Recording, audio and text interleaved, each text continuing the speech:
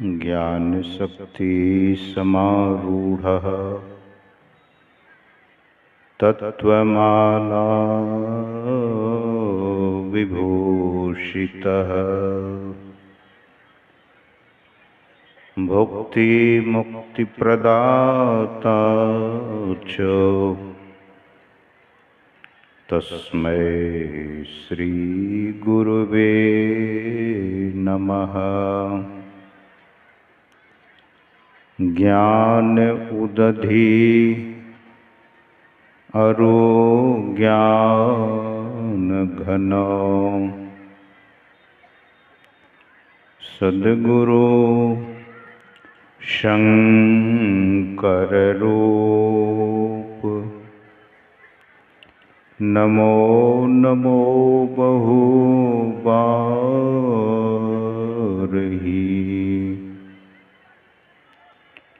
सकल सुपूज्यन भूप। मूकं करोति वाचालं पंगुं लंघयते गिरिं यत्कृपातमहं वन्दे परमानंदमाधवम्।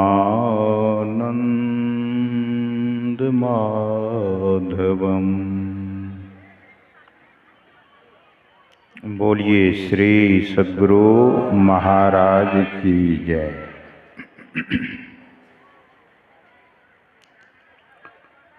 प्रातः स्मरणीय अनंत श्री विभूषित परमाराध्य परम पूज्य पाद संत सद्गुरु महाराज के परम पावन युगल पद में पदों में सदा सदा पदवंदन। मंच पर उपस्थित सरलता और सहजता के प्रतिमूर्ति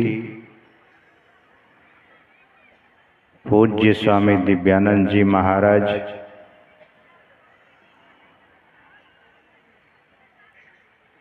हमारे इस क्षेत्र के सरल महात्मा श्रद्धेय स्वामी वासुदेवानंद जी महाराज,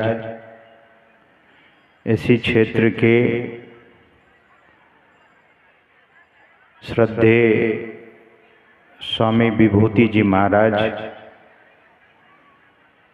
एवं अन्य साधु महात्मागण,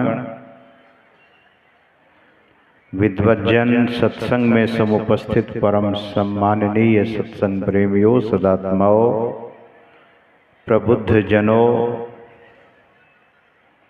तथा पूजनीय मातृशक्तियों,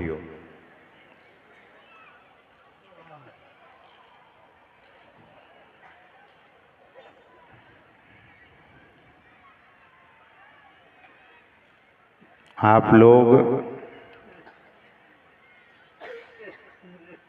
बहुत ही प्रशंसा के पात्र हैं।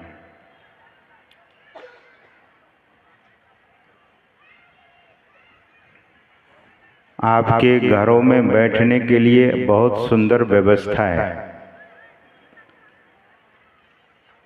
लेकिन आप प्रबुद्ध जन, आप भक्त जन,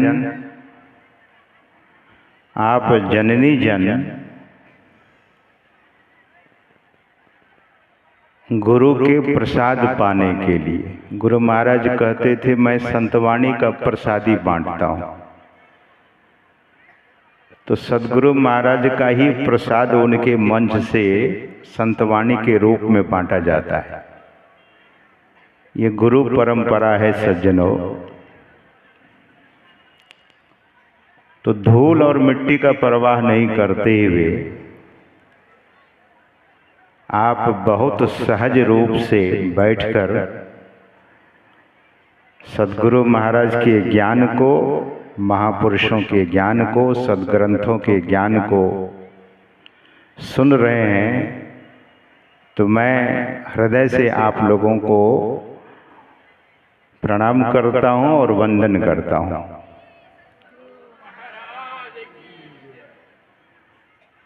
अध्यात्म का पहला फल क्या है?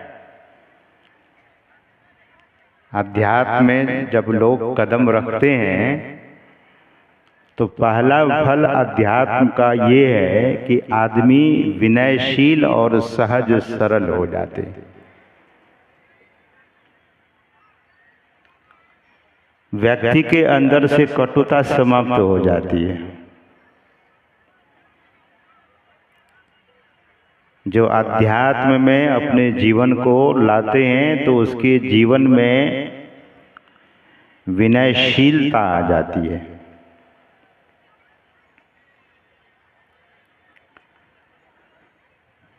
हम आप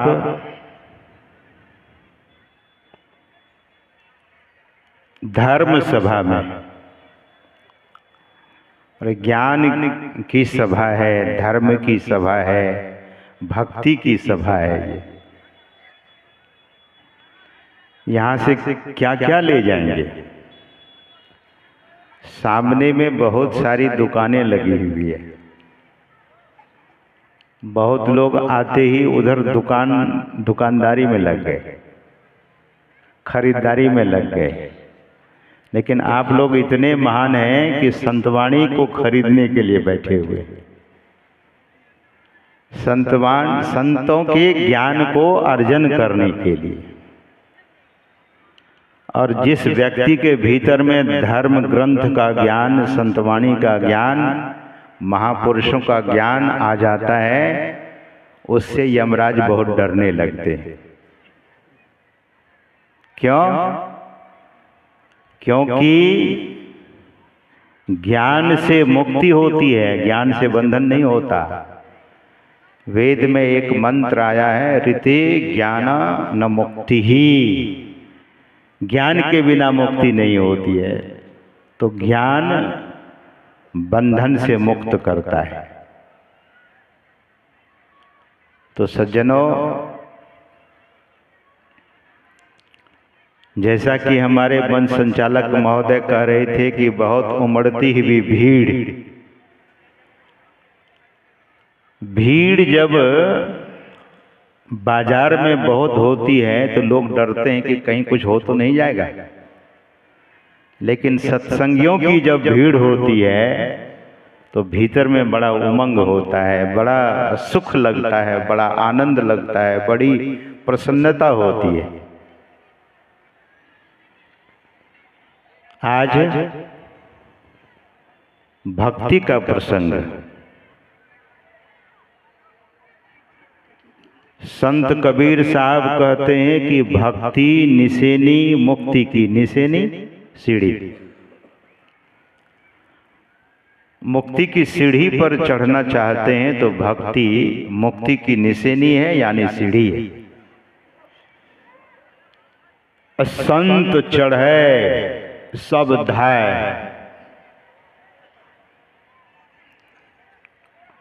संत लोग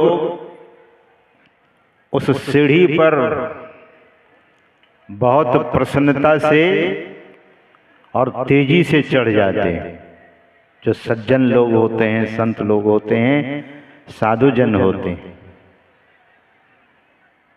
और कबीर साहब कहते हैं कि जिन जिन मन आलस किया, जो जो आलस किया, तो संत कबीर साहब कहते हैं कि जन्म जन्म पछताए। एक जन्म पछताना नहीं पड़ेगा, एक जन्म नहीं पछताएंगे, जन्म जन्म पछताए। तो हम सबों को पछताना ना पड़े। स्वाभाविक ही यह मन विषयों की ओर भागता है। आप लोगों ने, जो सज्जन लोग, जो माता लोग सत्संग में आ गए, गुरु महाराज की उस वाणी को चरितार्थ तो कर लिया, चलू चलू चलू भाई अधरु गुरु पद धाई। हो भाई दृढ़ अनुरागी, अब भ्रम त्यागी हो भाई।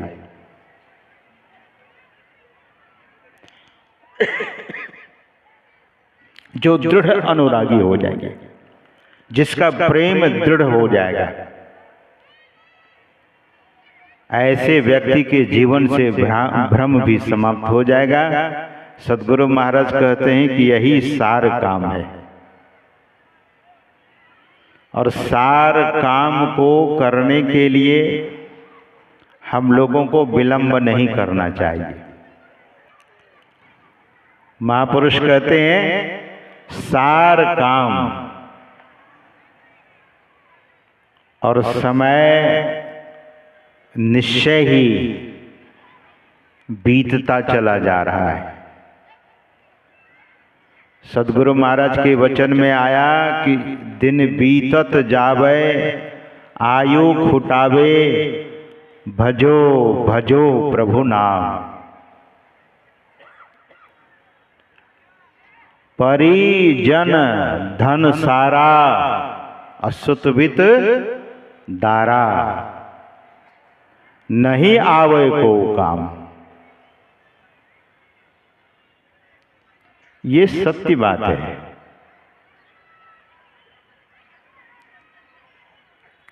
सहज विषय की ओर मन भागता है। It's a very very simple thing. The mind is always going to grab What? The pleasure. ध्यान दीजिए, इसमें बहुत सारे लोग अंग्रेजी के भी विद्वान होंगे। एक प्लेजर शब्द है अंग्रेजी में, दूसरा शब्द है हैप्पीनेस। केरल के एक महात्मा थे स्वामी विश्वदेवानंद जी महाराज। वे कहा करते थे कि I am selling happiness. Happiness is that thing which is not going to end forever. वह सुख मैं बेचता हूं जो सुख कभी समाप्त होने वाला नहीं है। और प्लेजर इंद्रियों से जो ग्रहण करते हैं सज्जनों, जैसे किसी लोगों को रसगुल्ला बहुत पसंद होता है, उनको खिलाइए, 10 खा ले, 20 खा ले, 100 खा ले। अब 100 रसगुल्ला तो पता नहीं, लेकिन खाने वाले हमने सुना है कि 2-2, 300 रसगुल्ला लोग खा जाते हैं। लेकिन एक समय आता है खाने वाला हाथ उठा देता है कि अब नहीं चाहिए। लेकिन खाने की प्रवृत्ति समाप्त नहीं होती है। विषय कैसा है? तो सद्गुरु महाराज कहते हैं तजी दे विषय दुखदाई, भ्रम खाई हो भाई। विषय तो दुखदाई है, सुखदाई नहीं है। विषय से तत्क्षण तत्काल कुछ सुख लोग महसूस करते हैं, लेकिन विषय सुखदाई नहीं है। महापुरुष कहते हैं विषय तो दुखदाई है। तो जो विषय दुख देता है उसे सुख की कल्पना कैसे की जा सकती है? और कैसी खाई है? भ्रम की खाई। जो उसमें जाता है, ऐसे लोग ऐसे भ्रमित हो जाते हैं, उनको लगता है कि अब सुखी हो जाएंगे, अब सुखी हो जाएंगे, अब सुखी हो जाएंगे। काकभूषुंड जी महाराज कहते हैं, थाकेऊ करई सब कर्म गुसाई और सुखी न भयाऊं अब हूं की नाई। सारे कर्म हमने किया है, बहुत सारा कर्म जीव करता है, लेकिन सुखी न भयाऊं अब हूं की नाई। The moment you abandon the everything means what? Attachment। यही तो सदगुरु महाराज कहते हैं, अनासक्त जग में रहो भाई, या दमन करो इंद्रन दुखदाई। इंद्रन दुखदाई स्वामी विवेकानंद जी महाराज ने कहा, जो विषय का सेवन करने में अपने को तल्लीन कर देता है, खुद दुखी होता है और जीवन में कभी वह व्यक्ति तृप्त नहीं होता। रावण के पास क्या नहीं था? सज्जनों, मैं कभी कभी कहा करता हूं कि लंका शब्द को उल्टाइए, क्या बनेगा? पठित समाज के लोग यहां बैठे हैं, लंका शब्द को उल्टाने के बाद कालम शब्द बनता है। काल कहिए, लंका को उल्टा देंगे तो कालम शब्द बनेगा, यानी काल। उस काल की नगरी में विदेह की बेटी वैदेही चली गई। चली नहीं गई, उसको ले जाया गया, रावण ही ले गया। वैदेही को यानी जनक सुता को लेकर गया रावण। ध्यान दीजिए, ये विषय इतना अत्याचार करा देता है। ये वैदेही कौन है? जो जगत की जननी है। जगत की जननी को, जगत की मां को, जगदम्बा को वो विषयी व्यक्ति क्या करता है कि अपनी पत्नी बना लेना चाहता है। मां को पत्नी, जगदम्बा है तो रावण की भी मां थी वो, लेकिन विषयी रावण,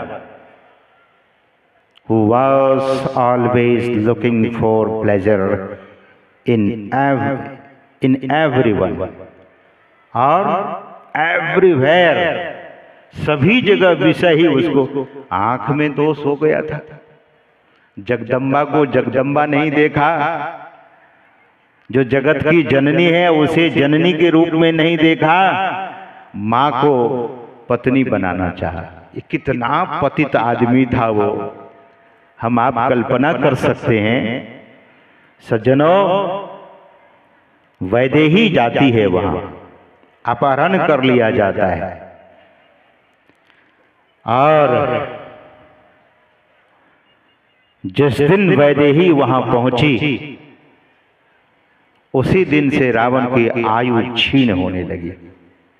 ध्यान दीजिए, विषय में जो व्यक्ति पड़ जाता है उसे सार नहीं दिखता है। असार संसार में, संसार को असार कहा गया है, लेकिन असार संसार में वे लोग भटकते रहते हैं। भगवान की भक्ति तो रावण भी किया था। सदगुरु महाराज कहते हैं, आसार भगति करी संसार भ्रमत रही। जो आसार भक्ति करता है संसार में वो चक्कर काटते रहता है। और फिर फाइनली क्या है? सदगुरु महाराज कहते हैं कि भक्ति श्रम निष्फल हो। भक्ति के लिए जो मेहनत किया गया वो सब निष्फल हो गया। किसान खेती करे और 1 ग्राम या 100 ग्राम भी अन्न घर में नहीं आवे तब क्या? किसान खेती करे और घर में अन्न का दरस नहीं हो, दर्शन नहीं हो। व्यापारी व्यापार करे और कोई मुनाफा ही नहीं हो। तो संसार के विषय में जो लोग पड़े रहते हैं सज्जनों, उनका यही हाल होता है, भले वो भगवान शंकर की भक्ति करे या भगवान विष्णु की भक्ति करे या भगवान नारायण की भक्ति करे, भक्ति श्रम निष्फल हो। इसीलिए महापुरुष कहते हैं कि भक्ति के भेद को जानिए, भक्ति के मर्म को जानिए, भक्ति के रहस्य को जानिए। What is the mystery of devotion? We must know. Then our devotion is going to be successful. Otherwise, in this world, so many people are doing such bhakti, such devotion, but people are not being success. Because the reason is there, they don't know the mystery of the devotion.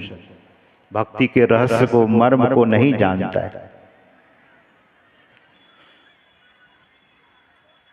केवल भगवान को पार उतारने के लिए श्री राम, मर्यादा पुरुषोत्तम भगवान श्री राम को गंगा पार उतारने के लिए मना कर देता है।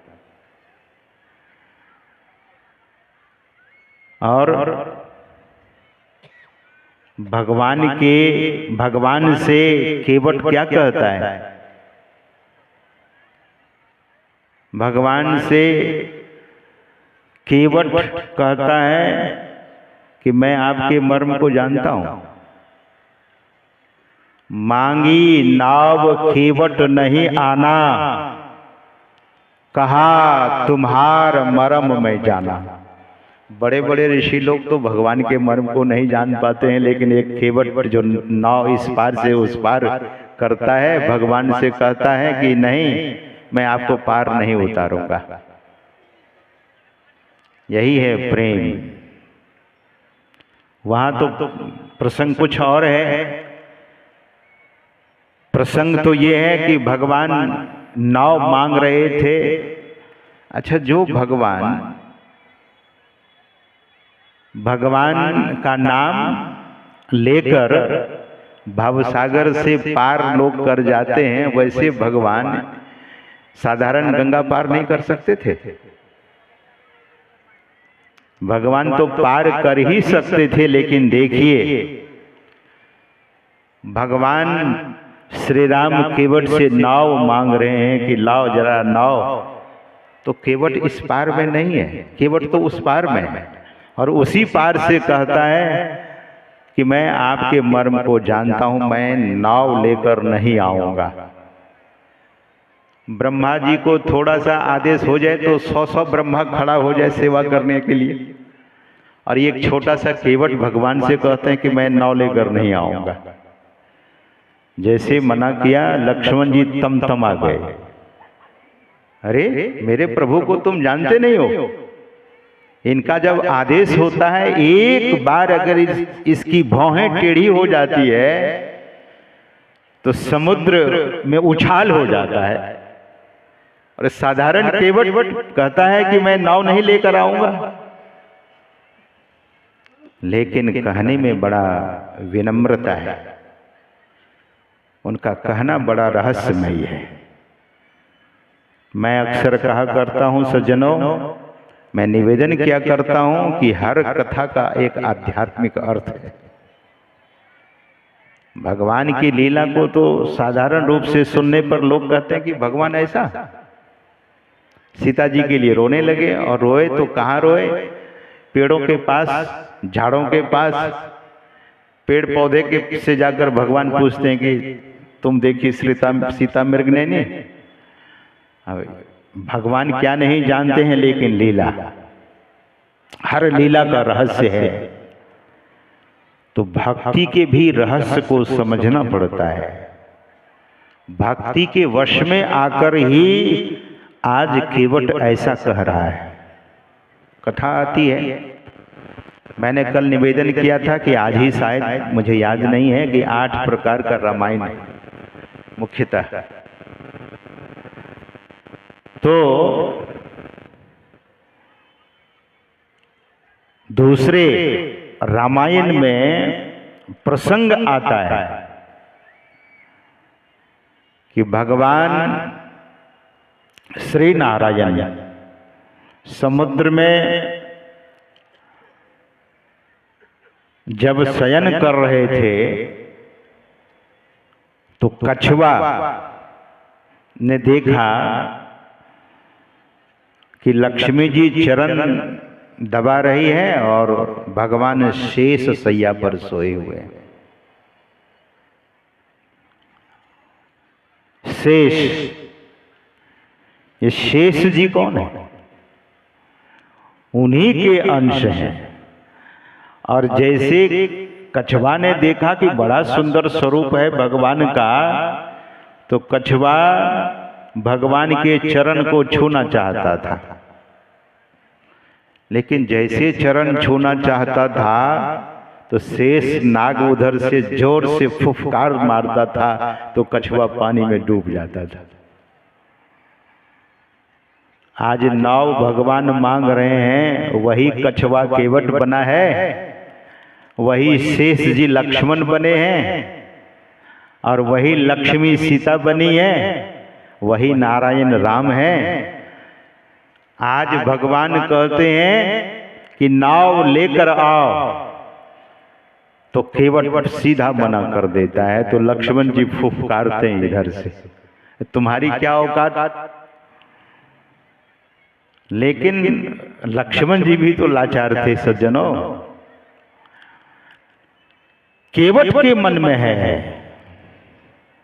एक समय था, कभी कभी ऐसा होता देखा जाता है, जब कभी कोई अपमानित होते हैं तब कहता है वह व्यक्ति कि आएगा समय तो मैं भी बता दूंगा। केवट के लिए समय आया है, गंगा पार करना है, भगवान को सामान्य रूप से लीला करनी है, क्योंकि भगवान भगत के हेतु नर्तन शरीर धारण किया है। भगत हेतु भगवान प्रभु राम धरेऊ तनु भूप, किए चरित पावन परम अप्राकृत नर अनुरूप। पंक्ति पर जरा ध्यान दीजिएगा, क्या कहते हैं गोस्वामी जी? कहते हैं प्राकृत नर अनुरूप। जो प्राकृतिक हम लोग जैसे हैं, हम लोग प्राकृतिक हैं, हम लोग अप्राकृत नहीं है। तो बोले जैसे सामान्य लोग हैं वैसे भगवान ने अपना सामान्य रूप धारण किया है, साधारण मनुष्यों की तरह। देखिए भगवान तो देखते ही हैं कि पक्षपात नहीं किया जाए, भगवान कभी नहीं करते, सद्गुरु कभी पक्षपात नहीं करते। नेता लोग जब पक्षपात करते हैं तो लोग कहते हैं कि बड़ा पक्षपाती नेता है, अब इसको वोट नहीं देंगे। क्यों? अब भगवान अगर पक्षपाती हो गए तब उनको कौन मानेंगे? तो ईश्वर कभी पक्षपाती नहीं होते। और जिस मंच पर हम आप बैठे हैं, जिस सभा में बैठे हैं, ये भी पक्षपात रहित मंच है। गोस्वामी जी कहते हैं इहान कछु पक्षपात राखों, वेद पुराण संत मत भाखो। ये संत मत का ज्ञान है सज्जनों। तो केवट मन ही मन लक्ष्मण जी से कह रहे हैं कि कितना भी आप फुफकार मार लीजिए, लेकिन नाव तो मैं लाऊंगा अपनी मर्जी से। आप चरण नहीं छूने देते थे, आज मैं चरणों को पखारूंगा। तो भगवान के सामने बहुत कहने पर, जब श्री राम जी ने बहुत बार कहा, तब केवट ने कहा कि सुना है आपके चरण से पत्थर नारी हो जाती, नारी बन जाती है। तो पत्थर नारी हो जाए, हमारा नाव तो लकड़ी का है, लकड़ी की नाव तो तुरंत और ही जल्दी पत्नी बन जाएगी, कोई नारी बन जाएगी, और वो नारी होगी तो हो सकता हमें ही पकड़ ले, और पकड़ के अगर हम घर ले जाएंगे तो हमारी पत्नी पूछेगी कि ये किसको लेकर आ गए। तो बहुत तरह की बात सज्जनों, नाव इस शर्त पर केवट लाता है, भगवान से कहता है कि आपके चरण को पुकारूंगा तब मैं नाव लेकर आऊंगा, ये चरण में पखारूंगा तब नाव से पार उतारूंगा। भगवान ने उनके शर्त को मान लिया। एक ब्रह्मांड नायक एक साधारण केवट की बात मान लेते हैं। सज्जनों, हम सबों के भीतर में वो प्रेम होना चाहिए। प्रेम के कारण ही नटवर नागर जो छोटे रूप में थे तो थोड़े से छाछ पर भगवान श्री कृष्ण नाचते थे, तब गोपी लोग मक्खन और छाछ उसे देती थी, ललचाती थी कि देखो तुम्हें छाछ दूंगी पीने के लिए। भगवान प्रेम देखते हैं, सद्गुरु प्रेम देखते हैं, ईश्वर प्रेम देखते हैं।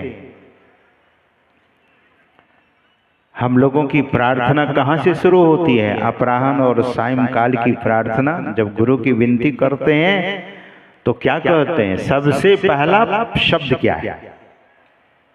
सबसे पहला शब्द क्या है? प्रेम।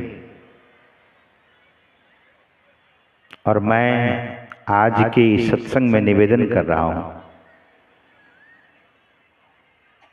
अगर मांगना ही है तो सद्गुरु से कहिएगा आप हमें अपने चरणों में जगह दीजिए, अपने चरणों का प्रेम हमें दीजिए, आपके चरणों में हमारा प्रेम बना रहे, मेरी कभी अश्रद्धा नहीं हो। और जिस दिन यह मांग करेंगे और ये मांग अगर पूरी हो गई तो उसी दिन जीवन निहाल हो जाएगा, उसी दिन। क्योंकि प्रेम से बढ़कर और कुछ नहीं है। लोग तो दुनिया के लोगों से प्रेम करते हैं सज्जनों। जहां प्रेम करते हैं, जिस व्यक्ति से प्रेम करते हैं, जिस वस्तु से प्रेम करते हैं, वस्तु तो छोड़ दीजिए, वस्तु में तो जड़ता है। किसी वस्तु से अगर आसक्त हो गए तो जड़ता आ जाएगी जीवन में। और किसी व्यक्ति से प्रेम कर लिया तो उस व्यक्ति में अनंत प्रेम नहीं है, तो वहां प्रेम का पौधा कुंठित हो जाएगा। और जिस दिन अनंत प्रेम जहां विराजित है, जहां अनंत प्रेम का अस्तित्व है, वो सद्गुरु का चरण है। जिस दिन सद्गुरु के चरणों में प्रेम करना शुरू करेंगे तो आपका प्रेम का पौधा बड़ा विशाल वृक्ष बनेगा, आप भी सुखी और दुनिया भी सुखी होने लगेगी। यही चाहिए। इसलिए सद्गुरु महाराज कहते हैं प्रेम भक्ति गुरु दीजिए। इसका मतलब ये नहीं, कभी कभी लोग कहते हैं प्रेम करेंगे, निश्चय ही प्रेम करेंगे तो पवित्रता भी आ जाएगी, शुद्धता भी आ जाएगी। कुछ लोग अपने जीवन को बहलाने के लिए कुछ महापुरुषों का उदाहरण दे देते हैं। कहते हैं सदन कसाई मांस बेचते थे और तर गए, तो जीवनी पढ़ लिया आपने कि केवल सुन लिया है? सदन कसाई ऐसे थे? सदन कसाई ऐसे नहीं थे। और ध्यान से सुनिए, अजामिल के भीतर जब प्रेम जगा, और प्रेम कैसे जगा? जब संत महापुरुषों की संगति मिली, दर्शन उस संतों की जैसे ही हुआ, तो अजामिल उसी दिन से परिवर्तित, अपने जीवन को परिवर्तित कर लिया। किस दिन से? बेटा का नाम नारायण रखा, मौत सामने आकर नाचने जब लगी, जब मौत का समय आया, मौत जब तांडव करने लगी, यमदूत जब आया और बड़ा बड़ा गदा का प्रहार जब अजामिल पर करने लगा, तो अजामिल पुकारता है नारायण नारायण नारायण। ऐसा पुकारा तो देवदूत वहां आ गया। और देवदूत यमदूत से युद्ध करने लगा। अब देवदूत यमदूत को इतना पीटा, सब बगल होकर खड़े हो गए हाथ जोड़कर। तब यमदूतों ने कहा कि आप हम लोगों को जो इतनी सेवा कर दिया, इतनी मार दे दी, ये उचित हुआ? तो देवदूतों ने कहा कि इसने नारायण का नाम लिया, तब भी तुम इसे पकड़ कर ले जा रहे थे। यमदूतों ने कहा। तो देवदूत ने कहा कि नारायण तो उस ईश्वर का नाम है। अब हम लोग विदेश जाते हैं तो देखा सिंगापुर में लिटिल इंडिया है, लेकिन इंडिया तो नहीं है। क्या है, वहाँ भारतीय लोग अधिक रहते हैं तो उसका नाम रखा छोटा भारत, लेकिन भारत तो नहीं है। ऑस्ट्रेलिया में मैं गया तो वहाँ भी लिटिल इंडिया देखा, भारतीय लोग बहुत हैं। तो ऑस्ट्रेलिया में जो लिटिल इंडिया है वो भारत तो नहीं, छोटा भारत के नाम से जाना गया। देवदूतों ने कहा कि असली नाम नारायण तो उसी ईश्वर का है, इसीलिए उनका नाम जैसे भी लिया, अब इसका बचाव हम करेंगे। अच्छा, इस परिदृश्य को वो देख रहा था, सुन भी रहा था। ऐसा जब सुना अजामिल, तब उन संतों को याद किया कि हे महापुरुष, अगर आप हमें नारायण शब्द नहीं देते, बेटा का नाम नारायण मैं नहीं रखता, तो आज तो हमारा पलड़ा डूब जाता, हमारा जीवन गर्त में चला जाता। धन है वे संत महापुरुष जिन्होंने नारायण शब्द हमें देकर गए, हमें देने की कृपा की। सदन कसाई का काम, कसाई कोई साधारण पापी होता है? कसाई मांस बेचता था, लेकिन जो बटखरा था एक ही था उसके पास। एक महात्मा उधर से गुजरे, देखा कि ये आदमी तो बड़ा विचित्र है, मांस तौलता है शालिग्राम पत्थर से। तो महात्मा से रहा नहीं गया कि इससे अपराध हो रहा है। महात्मा जी जाते हैं और कहते हैं ये जो पत्थर है ना, ये मुझे दे दो तुम। अब सदन कसाई सोचने लगे कि महात्मा मेरे जीवन में कभी आए नहीं, पहली बार आए और आते ही बोले ये पत्थर हमें दे दो। महात्मा कुछ मांगे तो देना चाहिए, और मांग भी क्या रहे हैं, तो पत्थर मांग रहे हैं। वो पत्थर कैसा था, 1 किलो मांस मापता था तो उसी पत्थर से, आधा किलो उसी पत्थर से, 2 किलो उसी पत्थर से, पाव भर उसी पत्थर से। आजकल का जो डिजिटल, वो क्या बोलते हैं उसको, मापने वाला तराजू, और डिजिटल तराजू एक ही होता है, वो बताता है, लेकिन वो कौन सा डिजिटल तराजू था, बटखरा था। तो महात्मा जी लेकर जाते हैं पत्थर, और जैसे नित्य संध्या वंदन करके जहां रुके थे सोते हैं, तो पत्थर से आवाज आने लगी। पत्थर से आवाज आने लगी। पत्थर से आवाज आती है कि महात्मा जी, साधु बाबा, मुझे जो आप अपने पास ले आए हो, झोला में रख दिए हो, मुझे आनंद नहीं आता है आपके पास। तो साधु बाबा ने पूछा तब? बोले मुझे सदन कसाई के पास ही लेकर चलो, उसके तराजू पर मुझे झूलने में बड़ा आनंद लगता था। अच्छा, ये भगवान की मौज ही कहा जाए। अब भगवान क्या कह रहे हैं कि सदन कसाई के तराजू पर हमें झूलने में बड़ा आनंद आ रहा था, तो वहीं ले चलो। तो साधु बाबा ने कहा कि सुबह मैं पहुंचा दूंगा आपको, लेकिन शालिग्राम भगवान कहते थे कि अरे हमें अभी ही ले चलो। बोले अरे बाबा सो जाओ, हमें भी सोने दो। भगवान को बोले सो जाओ, हमें भी सोने दो, हमारी नींद क्यों खराब कर रहे हो, सुबह पहुंचा देंगे आपको वहीं। तो जैसे साधु बाबा सोते थे वैसे वो सपना देने लगते थे। तंग आ गए, नहा धो करके संध्या वंदन करके पत्थर को लेकर गए सदन कसाई के पास। सदन कसाई तो मांस बेचने आ गया था, और सदन कसाई से साधु बाबा ने कहा कि ले लो ये पत्थर। बोले बाबा, सदन कसाई कहता है कि बाबा आप तो बड़े भाव से पत्थर मांग कर ले गए थे, हुआ क्या, आप क्यों वापस कर रहे हो? तो साधु बाबा ने कहा कि ये पत्थर नहीं है, ये तो शालिग्राम भगवान है, और इससे तुम मांस बेचते थे इसीलिए मैं तुमसे मांग कर ले गया था। लेकिन भगवान कहते हैं कि मुझे उसी तराजू पर झूलने में आनंद आ रहा था। आहा, जब सदन कसाई ने इस बात को सुना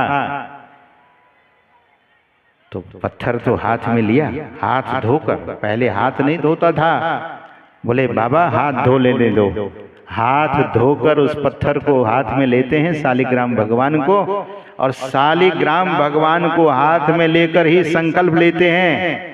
कहते हैं कि आज से मैं संकल्प लेता हूं, प्रतिज्ञा करता हूं कि जीवन में मांस कभी नहीं बेचूंगा, मांस कभी नहीं खाऊंगा, और मैं अन्न भी नहीं खाऊंगा। आज से केवल मैं फलहार करूंगा, फल पर जीवन को रखूंगा। सज्जनों, साधु की संगति में, साधु के सत्संग में, साधु के वचन में ऐसी शक्ति होती है,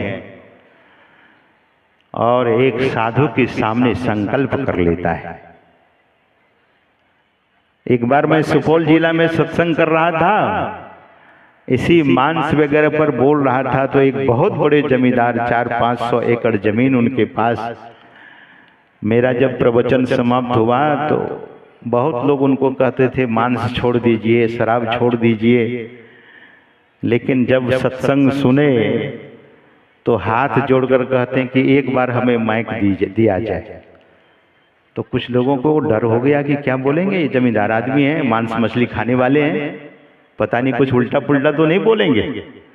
लेकिन माइक लेकर खड़े होकर सदगुरु महाराज की जय ध्वनि करते हुए कहने लगे, सत्संग तो पहले भी एक आध बार मैं सुना था, लेकिन आज इस सत्संग में सुनकर आप तमाम भक्तों के बीच में संकल्प लेता हूं कि मैं मांस मछली अंडा शराब जीवन में कभी नहीं खाऊंगा।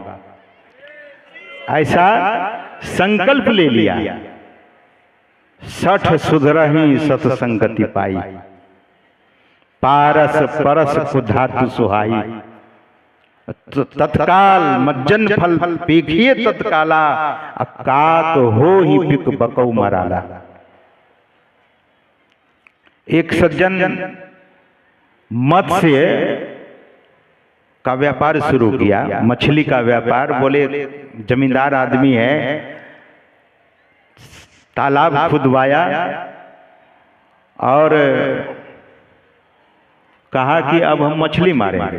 तो मैंने पूछा, उनकी पत्नी हमसे कहा कि महाराज इसको कहिए, समझा दीजिए, पत्नी सत्संगी, वो सत्संगी नहीं। मत्स्य अवतार, भगवान का पहला अवतार क्या है? मत्स्य अवतार। हमने तो बहुतों को देखा है सज्जनों, मुर्गा का फार्म खोला, हाथ टूटा, पैर टूटा, कमर टूटा, झगड़ा हुआ, अब मुर्गा का फार्म अब वीरान हो गया। बहुतों को देखा, क्योंकि हिंसा इतनी हो जाती है कि व्यक्ति को हर तरह से घेरता है, काल घेरता है। मत्स्य अवतार भगवान का पहला अवतार है। तो उन्होंने संकल्प ले लिया, और सदन कसाई संकल्प ले लेते हैं और कहते हैं कि अब मैं तीर्थ में जाऊंगा। तारयते अनेन इति तीर्थ, जो हम आपको तार दे। तो सोचा कौन सा तीर्थ जाया जाए। नजदीक में जगन्नाथ धाम पड़ता था, जगन्नाथपुरी। शास्त्र में आया है सतयुग का धाम है बद्री धाम, त्रेता का धाम है रामेश्वरम, और द्वापर का धाम है द्वारिकापुरी, और कलयुग का धाम है जगन्नाथपुरी। उनके मन में हुआ कि मैं चलता हूं भगवान के धाम में, और भगवान के धाम में जाने का संकल्प लेकर चले तो पैदल चले। लोग पहले तीर्थ करने जाते थे, तो मतलब यही था कि जीवन में जो हमने दोष कमाया है वह दोष से हम निवृत्त हो जाएं, छूट जाएं। इसीलिए पैदल चला करते थे। चलते चलते रास्ते में एक जगह रुकता है। सदन कसाई जब रुक गए तो जिस घर में रुके उस घर की नारी बहुत उल्टा थी। उसकी भी कथा लंबी है, फिर कभी चर्चा करेंगे, लेकिन मैं ये जो बात कहना चाहता हूँ, निवेदन करना चाहता हूँ, नारी का मन विचलित हो गया। क्यों? क्योंकि सदन कसाई देखने में इतना सुंदर था, इतना सुंदर था सज्जनों, जो देखता था वही मोहित हो जाता था। बहुत सुंदर शरीर, सुडोल शरीर, गोरा, इतना सुंदर। उल्टा नारी ने देखा कि इस पुरुष से हम अपना गलत संबंध कर लें, प्रस्ताव रखा। सदन कसाई तो तीर्थ जा रहे हैं, संकल्प से संकल्पित जीवन है, ऐसे सदन कसाई कैसे घोर पाप कर सकेगा। सदन कसाई मना करता है तो नारी कहती है, अगर आप मेरे घर में अंदर नहीं आएंगे तो अपने पति के सिर को मैं काट डालूंगी और हल्ला करूंगी, आप पकड़े जाओगे, कहाँ तीर्थ कर पाओगे। लेकिन संकल्प संकल्प होता है। पूज्यपाद महर्षि शाही स्वामी जी महाराज कहा करते थे, हरिद्वार में 2010 में न 2010 में जो महाधिवेशन हुआ था, तो मैं पूज्यपाद से निवेदन करता था कि हुजूर डेट निश्चित कर दिया जाए, तारीख निश्चित कर दिया जाए। तो कुछ लोग विचलित करते थे हमें कि नहीं इस तारीख नहीं, इस तारीख में, इस तारीख नहीं, इस तारीख में। पूज्यपाद के पास गए तो एक महात्मा ने कहा इस तारीख में, दूसरे महात्मा ने कहा दूसरे तारीख में। पूज्यपाद शाही स्वामी जी, महर्षि शाही स्वामी जी महाराज ने कहने की कृपा की, मुझे अब याद है, आगे भी याद रहेगा। वे कहते थे, उस समय उन्होंने कहने की कृपा की, जिसका निश्चय बदलता है दुख उसी को आकर घेरता है। निश्चय मत बदलो, एक बार समय निर्धारित कर लो। तो सज्जनों, सदन कसाई का संकल्प बड़ा मजबूत था, क्योंकि संकल्प कहाँ किया गया, ध्यान से सुनिएगा। संकल्प किसी संत महापुरुषों के समक्ष उन्होंने किया था। संकल्प वही सफल होता है जब किसी साधु महापुरुषों के समक्ष हम संकल्प करते हैं। सदन कसाई अपने निश्चय से नहीं हिलता है, और वह नारी कामातुर होकर अपने पति का गर्दन काट देती है, तलवार से हल्ला कर देती है। इतने में गांव के लोग आ गए, सदन कसाई को पकड़ा गया और सदन कसाई को ले जाकर राज दरबार में पेश कर दिया गया सुबह में। और जब पेश कर दिया गया तो राजा ने पूछा, कहो तुमने इतना बड़ा अपराध कैसे कर दिया, तुम कौन हो, अपना परिचय दिया। और सदन कसाई एक ही बात कहा राजा से, उस सत्य की, उस सत्य घटना को या तो मैं जानता हूं या मेरे परमेश्वर जानते हैं। अब आपको जो दंड देना है दे दीजिए। राजा ने कहा कि ये बहुत ज्ञान की बात करता है, इसके दोनों हाथ काट दो। बाह से दोनों हाथ उनके काट दिए गए, लेकिन सदन कसाई विचलित नहीं हुए। विपत्ति जब आती है लोगों के पास तो बड़े से बड़े लोगों को धैर्य खोते हुए देखा गया है। बहुत तरह के भगवान को उलाहना देते हुए देखा गया है, लेकिन सदन कसाई अपने संकल्प से जरा भी इधर उधर नहीं होता है। सदन कसाई क्या कहता है मन को, अपने मन को समझाता है कि अब मैं तो पैदल चल रहा था दर्शन करने के लिए, मैं दंड प्रणाम करते हुए भगवान का दर्शन करने जाऊंगा। दंड प्रणाम, और दंड प्रणाम वहीं से शुरू करता है। अच्छा, जिसके पास हाथ नहीं हो, दोनों हाथ नहीं हो, वो कैसे दंड प्रणाम करता होगा? आप जरा अनुमान कीजिए कि लेटता कैसे होगा, क्योंकि जब लेटता है तो लोग हाथों का सहारा लेता है, उठता है तब हाथों का सहारा लेता है। लेकिन वो कैसा दंड प्रणाम था, जैसे ही करीब पहुंचता है सदन कसाई, भगवान पुजारी को कहते हैं कि मेरा परम भक्त आ रहा है, उसे रथ पर बिठा कर ले आओ। पाप तो बहुत किया था, बहुत लोग कहते हैं कि पाप भी करेंगे अब भगवान का नाम भी जपेंगे तब तो बराबर क्या, और मिट्टी में मिल जाएगा वो व्यक्ति। इसीलिए एक बार जब पवित्रता का संकल्प ले लिया तो ले लिया, और फिर मुड़कर देखा नहीं। ये बात होनी चाहिए। भगवान श्री कृष्ण कहते हैं कि अपि चेत दुराचारो, कोई बड़ा से बड़ा दुराचारी व्यक्ति है और मेरा भक्त हो जाता है, मुझे समर्पण कर देता है, यत् करोसी यज्ञ होसी। भगवान ने कहा, हे अर्जुन, तुम जो भी पवित्र काम करो वो समर्पित करो, अर्पण करो। अर्पण करोगे तो शुभाशुभ से बच जाओगे। कुछ लोगों ने गीता के उस श्लोक को अर्थ क्या किया है, शुभ करो अशुभ करो सब भगवान को समर्पित कर दो। अच्छा, तो ये शुभ और अशुभ सब तो मांस मछली भी चढ़ा दो। अर्थ का अनर्थ कुछ लोग करते हैं, ऐसा नहीं है। भगवान कहते हैं पत्रम पुष्पम फलम तोयम यो मे भक्त्या प्रयच्छति तदहम भक्त्युपहृतम अस्नामि प्रियतात्मनः।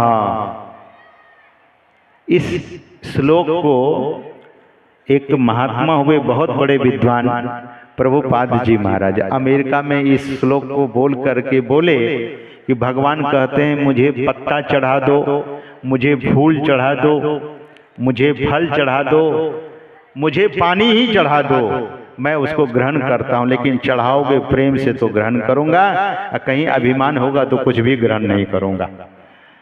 तो कुछ लोगों ने कहा कि महाराज प्रेम से हम मांस ही चढ़ा देंगे। विदेशी लोग, अमेरिकन लोग थे, बड़े कुतार्किक होते हैं, कुतर्क करने वाले। एक विदेशी उठ करके खड़ा हुआ और कहता कि महाराज भगवान कहते हैं कि पत्र पुष्प फल जल कुछ भी चढ़ाता है प्रेम से तो मैं ग्रहण करता हूं। तो मांस से चढ़ा देते तो अच्छा नहीं होता, अंडा चढ़ा देते, प्रेम से चढ़ा देते। तो यही है कुतर्क। भगवान सात्विक स्वरूप, ये तो सात्विक हैं। वे क्यों खाएंगे मांस, वे क्यों खाएंगे मछली, वे क्यों खाएंगे अंडा। बहुत लोग कहते हैं कि माता भगवती दुर्गा काली सब बलि लेती है। बलि क्यों लेगी? वो जगत की जननी है, बकरा भी बेटा मुर्गा भी बेटा, और जगत की माँ है सब। वो मुर्गे की भी माँ, मछली की भी माँ, और बकरे की भी माँ, गाय और बैल भैंसा की भी माँ। तो अपने बेटे की बलि लेने वाली वो कौन सी माँ है? तो ये सब मन गढ़ंत बातें हैं। लोग भगवान का नाम लेकर, और मांस खाना तो उनको होता है, भगवती तो थोड़ा भी नहीं खाती है, लेकिन लोग कहते हैं कि नहीं चढ़ाना है। तो ये सब गलत फहमी है। वृंदावन में एक स्वामी प्रेमानंद जी महाराज, किसी ने उनसे प्रश्न किया कि भगवान शिव भांग पीते, तो प्रेमानंद जी महाराज बहुत बड़े विद्वान हैं, आपने सुना होगा, सोशल मीडिया पर बहुत वो वायरल होते रहते हैं। स्वामी प्रेमानंद जी महाराज ने कहा कि कोई भी व्यक्ति हमें ये दिखा दे शास्त्र में कि भगवान शंकर भांग पीते हैं, तो मैं अपना बाना उतार करके रख दूंगा। किसी शास्त्र में ऐसा नहीं लिखा है कि भगवान शंकर नशा पान करते हैं, भांग पीते हैं, ऐसा है नहीं। लेकिन ऐसे जो कमजोर लोग होते हैं, कमजोर ख्याल है, विषयी लोग हैं, भगवान का नाम लेकर खुद खाते पीते। तो मैं निवेदन कर रहा था कि पुजारी